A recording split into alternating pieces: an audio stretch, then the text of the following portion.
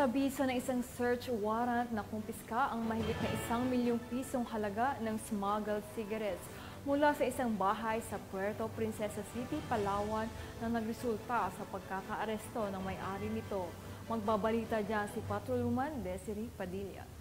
Sa bahay ang applyan ng search warrant ng mga personnel ng PNP Maritime Group at City PNP sa Calle Alisangco, Purok Kaakbayan, Barangay Tinigaban, Puerto Princesa City, Palawan noong ika-6 ng Hulyo, taong kasalukuyan. Ang operasyon ay pinangunahan ni Police Major Bernie N. Saldet Jr. sa patnubay ni Police Brigadier Jonathan A. Cabal, Direktor ng PNP Maritime Group.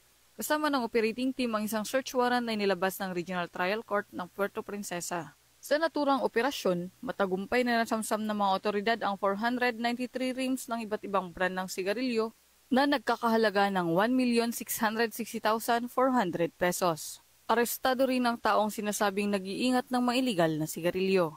Nagugat ang pag-apply ng search warrant matapos makatanggap ng impormasyon ng mga otoridad na may mga nakatagong iligal na sigarilyo sa nasabing lugar. Ang impormasyon ay naging patayan para sa mabilisang aksyon ng PNP Maritime Group at City PNP. Ang naturang operasyon ay sinaksihan ng mga opisyal ng Barangay Tinigiban at mga representante mula sa media. Ang presensya nila ay nagbigay ng transparency at integridad sa proseso ng operasyon.